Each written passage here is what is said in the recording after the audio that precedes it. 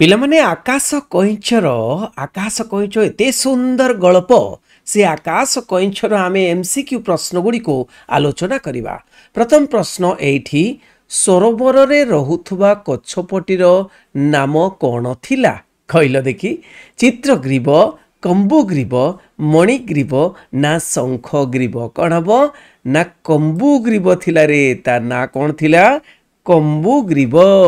କମ୍ବୁଗ୍ରୀବ କ'ଣ ଥିବାରୁ ତା ପରିବେଶ ତାକୁ ସନ୍ତୁଷ୍ଟ କରିପାରୁନଥିଲା। ଉଚ୍ଚାଭିଳାଷୀ, ଉଚ୍ଚାକାଂକ୍ଷୀ, କଳ୍ପନା ଆଶ୍ରୟୀ ନା ଭାବପ୍ରବଣ? ସେ ସବୁବେଳେ କ'ଣ ହେଉଥିଲା ନା ସେ ହେଉଛି ଉଚ୍ଚାଭିଳାଷୀ, ସବୁବେଳେ ଇଚ୍ଛା କରୁଥିଲା ଉଚ୍ଚକୁ।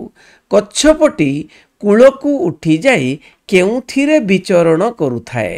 ଶିଶିର ବିନ୍ଦୁରେ, ଘାସ ଫୁଲରେ, ମୃଦୁ ସମୀରଣରେ ନା ସବୁଜ ଉପତ୍ୟକାରେ? କେଉଁଠି ନା ଉତ୍ତର ହେଉଛି ମୃଦୁ ସମୀରଣରେ। କ'ଣ ନା ମୃଦୁ ସମୀରଣରେ ସେ ବିଚରଣ କରୁଥାଏ। କଛପଟି ଆଖି ବୁଜି, କଇଁଛଟି ଆଖି ବୁଜି କେଉଁଠି ଭଳି କି ଭଳି ଅଜବ ଦୃଶ୍ୟ ଦେଖେ?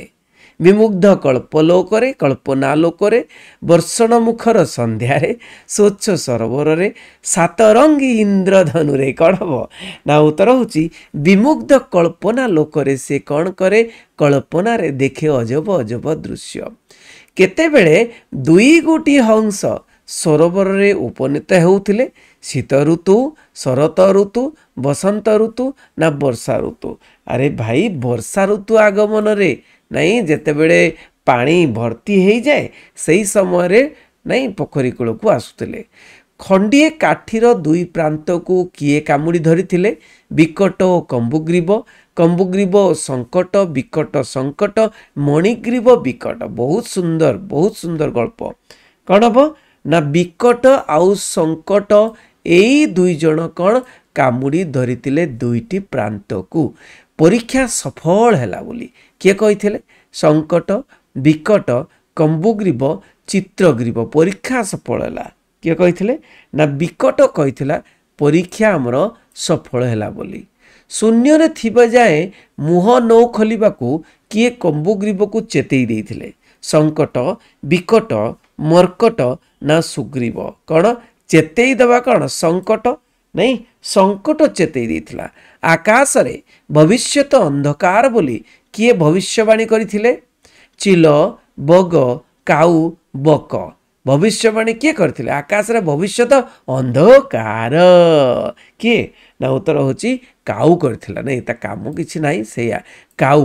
ହଂସମାନେ ବିଶ୍ୱାସଘାତକ ବୋଲି କିଏ କହିଛନ୍ତି? ନାଇଁ, କିଏ କହିଛି? ହଂସମାନେ ଯୁଗେ ଯୁଗେ ବିଶ୍ୱାସଘାତକ। ନାଇଁ, କିଏ ତାର ଶତ୍ରୁ କହିଥବ? ବତାସି, ଘରଚଟିଆ, ଚିଲ, ବକ। କ'ଣ ହଂସମାନଙ୍କର ଶତ୍ରୁ ହେଉଛି ବକ। ସିଏ ବି ଧଳା ଆଉ ଇଏ ବି ଧଳା। କେଉଁ ଶବ୍ଦଟିକୁ କମ୍ବୁଗ୍ରୀବ ଗୋଳା ଧକରଣ କରିଦେଇଥିଲା? ଗୋଳାରେ ନାଇଁକି? ଆହା, ବୁଦ୍ଧୁ, ବୋକା, ମୂର୍ଖ। କ'ଣ ହେବ? ସେ ଗୋଳାରେ ଧକରଣ କରିଥିଲା କ'ଣ? ବୁଦ୍ଧୁ ଶବ୍ଦକୁ। ବୁଦ୍ଧୁ। ରାଜା ଉଡ଼ନ୍ତା କଛପଟିକୁ ଦେଖି କ'ଣ କହିଥିଲେ? ଆଶ୍ଚର୍ଯ୍ୟ, ଅଦ୍ଭୁତ, ବିଚିତ୍ର, ଅସାଧାରଣ। ରାଜା କେମିତି କହିବେ? ରାଜା କ'ଣ କହିବେ? କେମିତି କହିବେ? ନାଇଁ, ରାଜା କହିବେ ବିଚିତ୍ର। କ'ଣ କହିବେ? ବିଚିତ୍ର। ନାଇଁ, ତାଙ୍କ ରାଜ୍ୟରେ କିଏ ଉଡ଼ିଯିବାର ଦେଖାଯାଏ ବୋଲି ବିଦେଶୀ ରାଜଦୂତ କହିଥିଲେ? ବହୁତ ଗୁଡ଼ିଏ ବର୍ଣ୍ଣନା କଲେ। କିଏ? ବିଦେଶୀ ରାଜଦୂତ। ପଢ଼ ଷ୍ଟୋରିଟାକୁ ଆଉଥରେ ପଢ଼ ପିଲେ। ବହୁତ ବର୍ଣ୍ଣନା କଲେ। ବର୍ଣ୍ଣନା କରିକି କହିଲେ ତାଙ୍କ ରାଜ୍ୟରେ କିଏ ଉଡ଼ି ଯାଉଛି? ଠେକୁଆ, ଶିଆଳ, ଘୁଷୁରୀ, ମଇଁଷି। ତାଙ୍କ ରାଜ୍ୟରେ କୁଆଡ଼େ ଘୁଷୁରୀ ଉଡ଼ି ଯାଉଛନ୍ତି। କୁଆଡ଼େ ଘୁଷୁରୀ ମାନେ ଉଡ଼ି ଯାଉଛନ୍ତି ତାଙ୍କ ରାଜ୍ୟରେ। ଠେକୁଆ ସିନା ଏଠି ମାନେ ଏଇ ଯେଉଁ କଇଁଛ ସିନା ଉଡ଼ିଲା, ତାକୁ ଉଡ଼େଇଲେ, ଏବେ ଟିକେ ଘୁଷୁରୀ ମାନେ ତାଙ୍କ ରାଜ୍ୟରେ ଉଡ଼ି ଯାଉଛନ୍ତି। ବିଦେଶୀ ରାଜଦୂତଙ୍କ ରାଜ୍ୟରେ କେଉଁଭଳି ବୃହଦାକାର ବିହଙ୍ଗ ମାନେ ଅଛନ୍ତି ବୋଲି ସେ କହିଲେ?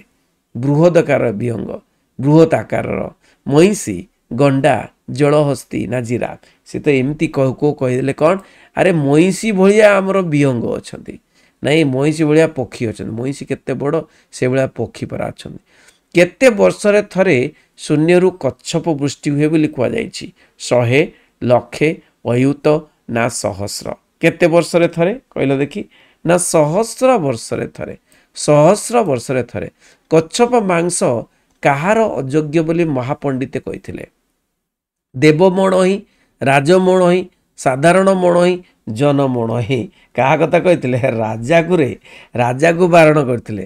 ରେ ରାଜମଣୋହି ଭଲ ନୁହଁ କଚ୍ଛପ ମାଂସ। କାହା ଆଡ଼କୁ ଦୃଷ୍ଟିପାତ କରି ରାଜାଙ୍କର ଗୋଟିଏ ଚକ୍ଷୁ ଝଟକି ଉଠିଲା। ଦେଖିକିରି ତାଙ୍କ ଚକ୍ଷୁଟା ଝଟକି ଗଲା। ନାଇଁ, ବିହଙ୍ଗ, ହଂସ, କଚ୍ଛପ, ମଇଁଷି। ତ ଉତ୍ତର ହେଉଛି କ'ଣ ନା କଚ୍ଛପକୁ ଦେଖି ଯେଉଁ ମାନେ ତଳକୁ ପଡ଼ୁଥିଲା କଚ୍ଛପଟି, ତାକୁ ଦେଖିକି ତାଙ୍କ ଗୋଟିଏ ଆଖି ଝଟିକି ପଡ଼ିଲା। ସେନାପତି କେଉଁ ରୋଗରୁ ମୁକ୍ତ ପାଇବା ପାଇଁ ଫାଳେ କଚ୍ଛପ ମାଂସ ଖାଇବାକୁ କହିଥିଲେ? ମୋତେ ଫାଳେ ଦେବେ କଚ୍ଛପ ମାଂସ, କାହିଁକିନା ମୁଁ ଏ ରୋଗରୁ ମୁକ୍ତି ପାଇବି। ନାଇଁ, କେତେ ପ୍ରକାର କ'ଣ? ଶ୍ୱାସ, ଆମାଶୟ, ନିମୋନିଆ ନା ଗଣ୍ଠି ବାତ? ତାଙ୍କର ସବୁବେଳେ କ'ଣ ହେଉଥିଲା କି? ଗଣ୍ଠି ବାତ ହେଉଥିଲା ତାଙ୍କର, ବୁଝିଲ? ତାଙ୍କର ଗଣ୍ଠି ବାତ ହେଉଥିଲା। ଏଇ ଗଣ୍ଠି ବାତକୁ ଯୁଦ୍ଧ ତ କରିନଥିଲେ ବହୁତ ଦିନ ଧରି, ତେଣୁ ଗଣ୍ଠି ବାତକୁ ମାଂସ ଖାଇବାକୁ ଇଚ୍ଛା କଲେ। ନାଇଁ କି? ନେକ୍ସଟ, ଶୂନ୍ୟରୁ ଖସିଲା ବେଳେ କଚ୍ଛପଟି କେଉଁ ଶବ୍ଦ ଉଚ୍ଚାରଣ କରିଥିଲା? ଗର୍ବୀ, ପଗୁ, କ'ଣ ବୁଦ୍ଧୁ, ଲୋଭୀ। କ'ଣ ନା ଶବ୍ଦଟି ଗଳା ଧରଣ କେଉଁଟା କରିଥିଲା କି? ବୁଦ୍ଧୁ। କେଉଁ ବ୍ୟାଧିରୁ ସେ ମୁକ୍ତ ହେବା ଜରୁରୀ ବୋଲି ରାଜା କହିଥିଲେ? ଅହଙ୍କାରୀ, ଲୋଭୀ, ପୃଥୁଳକାୟ ନା ବୁଦ୍ଧୁ? ରାଜା କହିଲେ ମୁଁ ମଧ୍ୟ ସେଇ ବ୍ୟାଧିରୁ ଦୂର ହେବି, ତେଣୁ କଚ୍ଛପ ମାଂସ ଟିକିଏ ଖାଇବି। କ'ଣ? କେଉଁ ବ୍ୟାଧି? ନା ବୁଦ୍ଧୁ ବ୍ୟାଧିରୁ।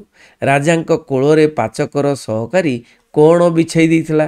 ଚିତ୍ରିତ ସତରଞ୍ଜି, ମନ୍ତ୍ରୀଙ୍କ ପଗଡ଼ି, ରାଜାଙ୍କ ଉତ୍ତରୀୟ, ମଖମଲ ଚାଦର। କ'ଣ ନା ଉତ୍ତର ହେଉଛି ମନ୍ତ୍ରୀଙ୍କ ପଗଡ଼ିଟାକୁ ବିଛେଇ ଦେଇଥିଲା। ରାଜାଙ୍କ ଧମକ କେଉଁଭଳି ସଭାସଦମାନଙ୍କର କୋହ କାନ୍ଦଣାକୁ ନିସ୍ତବ୍ଧ କରିଦେଇଥିଲା? ବୁଲଡୋଜର ଭଳି, ଟ୍ରାକ୍ଟର ଭଳି, ଶଗଡ଼ ଭଳି, ମଟର ଗାଡ଼ି ଭଳି? ନାହିଁ, ଶାନ୍ତ କରିଦେବ। କ'ଣ?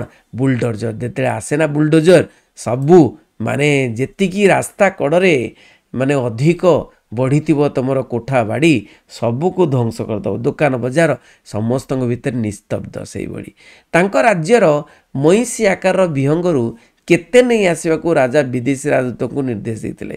ଏତିକିଟା ନେଇ ଆସିବ। 4ଟି, ହଳେ, ଗୋଟିଏ ନା 5ଟି? କେତେଟା? ନା ହଳେ ନେଇ ଆସିବ ବୋଲି କହିଥିଲେ। ହଳେ। ମହତ କାର୍ଯ୍ୟ ବୋଲି ରାଜା କେଉଁ କାର୍ଯ୍ୟକୁ ଇଙ୍ଗିତ କରିଛନ୍ତି? ଶିକାର, ବୈଦେଶିକ ସମ୍ପର୍କ, ରାଜ ଉତ୍ସବ, ଯୁଦ୍ଧ। ମହତ କାର୍ଯ୍ୟ। କେଉଁଟା ମହତ କାର୍ଯ୍ୟ? ସେ କହୁଛନ୍ତି ଯେ ଯୁଦ୍ଧଟା ମହତ କାର୍ଯ୍ୟ, ତାକୁ ଛାଡ଼ି ଦେଇଛ ବୋଲି ତୁମର ଗଣ୍ଠି ବାତ ହେଉଛି। ନାଇଁକି? ଆକାଶ କଇଁଛ ଗଳ୍ପର ରଚୟିତା କିଏ? ମନୋଜ ଦାସ, ସୁରେନ୍ଦ୍ର ମହାନ୍ତି, ଫକୀରମୋହନ ସେନାପତି, ଭୁବନେଶ୍ୱର ବେହେରା। ପିଲାମାନେ ଜାଣିଛ ମନୋଜ ଦାସଙ୍କୁ? ଜାଣିଛ ମନୋଜ ଦାସ? ନାଇଁ, ସେ ବହୁତ କିଛି ତାଙ୍କ ଜୀବନକୁ ସେ ପୁରା ମାନେ ପଣ୍ଡିଚେରୀ ଆଶ୍ରମରେ ତାଙ୍କ ଜୀବନକୁ ସେଇଠି ହିଁ ଦେଇ ଦେଇଥିଲେ। ମାନେ ମନୋଜ ଦାସ ଗୋଟେ ଗାଳ୍ପିକ ଥିଲେ ଏବଂ ଆକାଶ କଇଁଛ ବହୁତ ସୁନ୍ଦର ଗଳ୍ପ। ପଢ଼ ପିଲାମାନେ। ମନୋଜ ଦାସ କେଉଁ ପୁସ୍ତକ ରଚନା କରି କେନ୍ଦ୍ର ସାହିତ୍ୟ ଏକାଡେମୀ ପୁରସ୍କାର ଲାଭ କରିଥିଲେ? ଆବୁ ପୁରୁଷ, ଲକ୍ଷ୍ମୀର ଅଭିସାର, ଶତାବ୍ଦୀର ଆର୍ତ୍ତନାଦ, କଥା ଓ କାହାଣୀ। ତାଙ୍କର ତ ସବୁଠୁ ବଢ଼ିଆ କଥା ଓ କାହାଣୀ। ଆଉ କଥା ଓ କାହାଣୀ ଲେଖିକିରି ସେ ପୁରା କେନ୍ଦ୍ର ସାହିତ୍ୟ ଏକାଡେମୀ ପୁରସ୍କାର ପାଇଥିଲେ। ଭାରତୀୟ ସାହିତ୍ୟରେ ଶ୍ରେଷ୍ଠ କୃତି ରୂପେ ବିବେଚିତ କେଉଁ ଉପନ୍ୟାସ ପାଇଁ ମନୋଜ ଦାସ 2000 ମସିହାରେ ସରସ୍ୱତୀ ସମ୍ମାନ ପ୍ରାପ୍ତ ହୋଇଥିଲେ? କ'ଣ? ନନ୍ଦାବତୀର ମାଝି, ଆରଣ୍ୟକ, ଶେଷ ବସନ୍ତର ଚିଠି ନା ଅମୃତ ଫଳ? ତୁମେ ଜାଣିଛ ପିଲାମାନେ ଅମୃତ ଫଳ ସେ ଲେଖିଥିଲେ। ଅମୃତ ଫଳକୁ ଲେଖିକିରି ସେ କ'ଣ ନା 2000 ମସିହାରେ ସରସ୍ୱତୀ ସମ୍ମାନ ପ୍ରାପ୍ତ ହୋଇଥିଲେ। କେତେ ସୁନ୍ଦର ହେଲା ନା? ଏଇଠି ପଢ଼ିବ ପିଲାମାନେ, ଆକାଶ କଇଁଛକୁ ପଢ଼ିବ। ମନୋଜ ଦାସ ଲେଖିଛନ୍ତି, ବହୁତ ବଢ଼ିଆ ମାନେ ଚାପ୍ଟରଟି ପଢ଼ିବ ଏବଂ MCQ ପ୍ରଶ୍ନ ଗୁଡ଼ିକର ଉତ୍ତର ଯଦି ନ ଦେଇପାରିଲ କେତେ କ'ଣ ମାର୍କ ରଖିଲ ଦେଖିବା। ତେଣୁ ସମସ୍ତ ସାଙ୍ଗମାନଙ୍କୁ, ସବୁ ସାଙ୍ଗମାନଙ୍କୁ ତୁମର ଯୋଡ଼ ଆଣିକିରି ୟୁଟ୍ୟୁବକୁ ମୋର ଚ୍ୟାନେଲକୁ, ଏଇ ଯେଉଁ ଚ୍ୟାନେଲ ତୁମର, ଏଇ ଚ୍ୟାନେଲକୁ ସବସ୍କ୍ରାଇବ୍ କର, ଯାହାଫଳରେ କି କ'ଣ ହେବ ଏବଂ ବେଲ୍ ଆଇକନ୍କୁ ଅଲ୍ କରିଦେବ, ଯାହାଫଳରେ କି ତୁରନ୍ତ ଏଇ ଯେଉଁ ଯେତେବେଳେ ବି କ୍ଲାସ୍ ହେବ ଆସି ତୁମ ପାଖରେ ପହଞ୍ଚିଯିବ ନୋଟିଫିକେସନ୍। ରହିଲି। ବନ୍ଦେ ଉତ୍କଳ ଜନନୀ।